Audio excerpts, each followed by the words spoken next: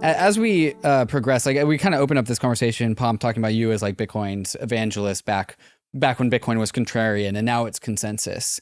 Now it's entering the world in which like everyone is like not skipping over 1 and getting into 3% of their portfolio, right? Which, you know, is a meaningful amount. What does the world have in store? What does the world need out of a Bitcoin evangelist in the year of 2024? Or like, is your work done? Like, what does being a Bitcoin evangelist in 2024 mean these days? Yeah, I mean, the Bitcoiners hate it. I have the best position of all in all of crypto, which is probably half of the Bitcoiners hate me because I'm not 100% Bitcoin, and then most of the other market, maybe half of them hate me because I talk too much about Bitcoin and not enough about whatever the thing is that they're excited about, or the bag they want to shill or whatever. Yeah, we can relate. Yeah, I'm sure, right? And look, and actually, a lot of times, like that's a good position to be in. The example I always give is like when I was talking about Bitcoin, a lot of times what I noticed was I would go talk to Wall Street, and Wall Street investors would be like, Bitcoin is the single most risky thing that I would put in my portfolio. And then I go talk to like somebody in a crypto degen, and they're like, dude, that's boomer coin. Like, what are you talking about? Like, nobody owns Bitcoin, right? And so, like, sitting in between the like most conservative and the most risky person actually may be like an interesting spot to sit. And so when it comes to like Bitcoin evangelist, I do think that it is important to kind of have this like passing of the torch. And if you said to me today, like the most important Bitcoin evangelist is Larry Fink, I've joked that like he's the CMO of Bitcoin now, right? and like, him going on national television and saying, oh, people are buying Bitcoin, it's a flight to quality. The messenger matters so much. He can repeat the same things that all of us have been saying for, a decade. Nobody cares. It's that Larry Fink said it. When Larry says it. Yeah, of course. And he's earned that right because of his track record and his experience and all the things that he's done. But so I think that's one is like, it may not be so much like what is the message as much as who is the messenger at this point. And then the second thing that I would say is I've always thought that the single greatest evangelist of Bitcoin is the no-named average Bitcoin user. And the reason why I say that is because they have experiences and they have a story that is impossible for anyone to argue with. Right? If I go on Twitter and I tweet something, people will just be like, oh, look at this moron, right? He owns some Bitcoin. He wants it to go higher. He's just an asshole, and he's got a Twitter account. And like, regardless of whether it's true, not true, whatever, it's like easy to yell at the people who are just like talking about it, sitting in America, et cetera. But if you go to another country and you talk to someone and they're like, oh, my local currency collapsed and like I own some Bitcoin. By the way, I also want dollars, right? But I do own some Bitcoin, and that Bitcoin has protected some portion of my economic value from devaluation. Like, you can't argue with that person. Right? It's just like, okay, like that is your lived experience. So I do think that like the beauty of Bitcoin and kind of the node operators and the like network itself being peer-to-peer and decentralized, et cetera, that also is true from an evangelist standpoint. Now, I will issue a word of caution, which I have said many times before and people, don't listen. I think that you have to be careful not to fall into the religion. And what I mean by that is it's true in Bitcoin, it's true in other communities as well. But I think part of what ends up happening with Bitcoin is people start to get a very rigid mind.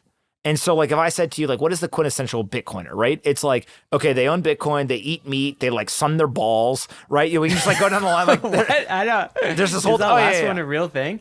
Yeah, I mean, yeah. You get tea from doing that. Yeah, you get higher testosterone. Like there's this whole thing, right? And now I say that. Don't you know, Ryan? I didn't know that. That's yeah, great. come on, you look like you got a tan going on there, right? So like if you think of it from that perspective, right? It's like, okay, by the way, like living a healthier lifestyle, exercising, eating healthy, like I'm on board, right? All good.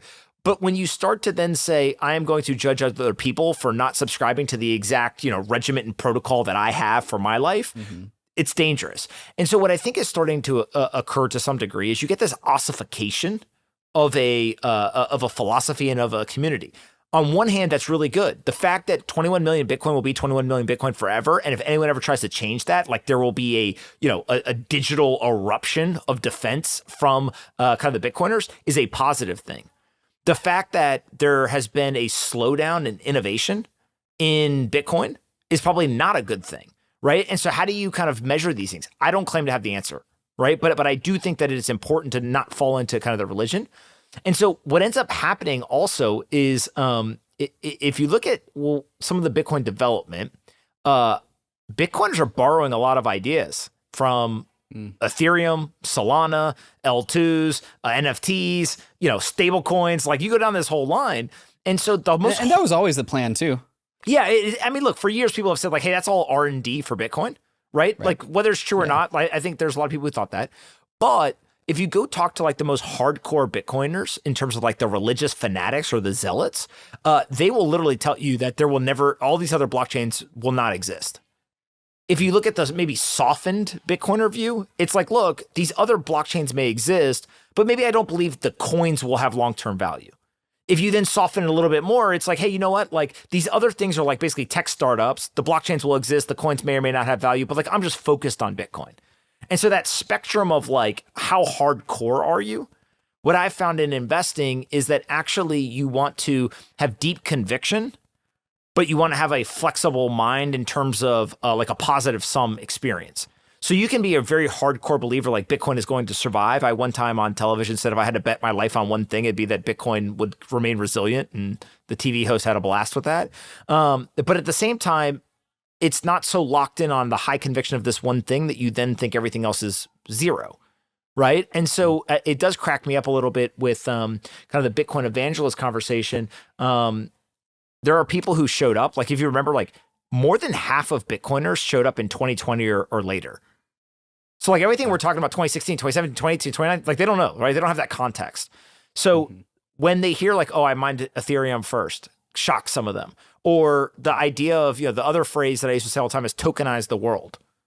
And they're like, oh, Pomp, what do you know? Like Fink said tokenization. Now you're going to start talking about it? I'm like, dude, I fucking taught Larry Fink about that,